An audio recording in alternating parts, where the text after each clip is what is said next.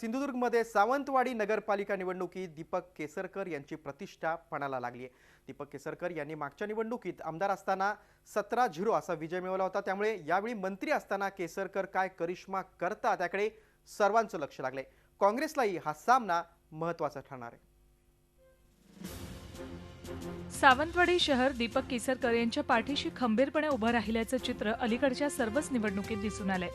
केसरकरांनी पक्ष बदल करून निवडणूक लढवली तरीही सावंतवाडीच्या मतदारांनी दीपकभाईंच्याच पारड्यात मतं टाकली। मात्र हा सगळा झाला इतिहास। आता सावंतवाडीत बरंच पाणी पुलाखालून गेलंय। निवडणुकीच्या निमित्तानं समोर आलेली बंडखोरी, माजी नगराध्यक्ष राजन पोकळे आणि बबन साळगावकर यांनी थेट केसरकरांनाच दिलेलं आव्हान, या सर्व गोष्टी आता विरल्या असल्या तरी या निमित्तानं दुरावलेली मनं कितपत जुळतात यावरच यशापयशाचं गणित ठरणार आहे। केसरकर यांच्या दृष्टीने विजय नव्हे तर यावेळी 18-0 ची मॅजिक फिगरच महत्त्वपूर्ण ठरणार आहे। एक जागा गमावली तरी त्यांचा तो नैतिक पराभव मानला जाऊ शकतो। अनेक वर्ष या नगर परिषदेमध्ये काम केलंय आणि भरपूर काम, म्हणजे त्या कामाला तोड नाही, परंतु कर्तव्यपूर्ततेच्या भावनेने केले विकास कामावरती आम्ही मतं मागत नसून भविष्यातील विकासासाठी मतदान करा असं आमचं आव्हान राहिलेलं आहे। आणि आता मतदारांच्या हातामध्ये सत्ता कोणाकडे द्यायची हे मतदार ठरवतील। आरोग्याच्या सुविधा पण दिल्या गेल्या नाहीयेत, तसेच विकास तर सोडाच, प्रकल्प बंद आहेत, सगळ्या 10 वर्ष प्रकल्प बंद आहेत, शिल्पग्राम म्हणा आणि सगळेच प्रकल्प।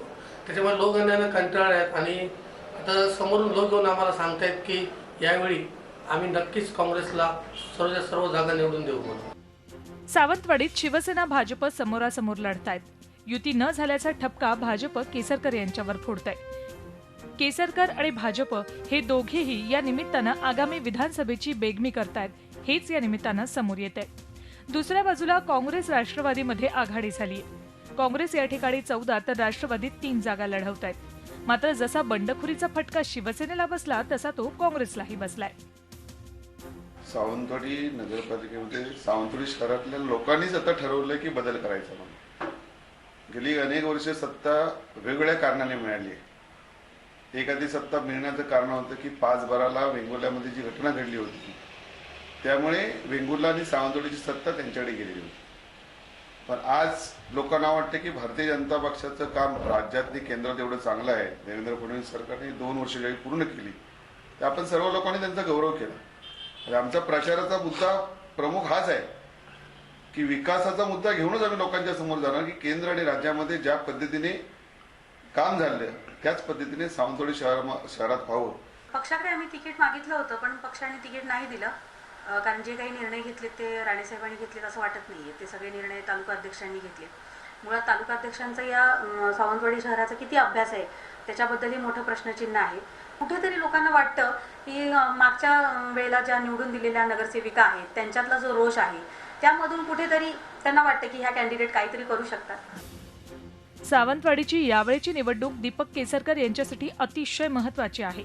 राज्यमंत्री असलेले दीपक केसरकर यांच्या पाडावासाठी भाजपसह सर्वच पक्ष एकवटलेत। साहजिकच राज्याचं लक्ष या निवडणुकीवर आहे। सिंधुदुर्गहून विकास गावकरसह bureau report, Zee media, Mumbai. Zee 24 तास रहा एक पाऊल पुढे।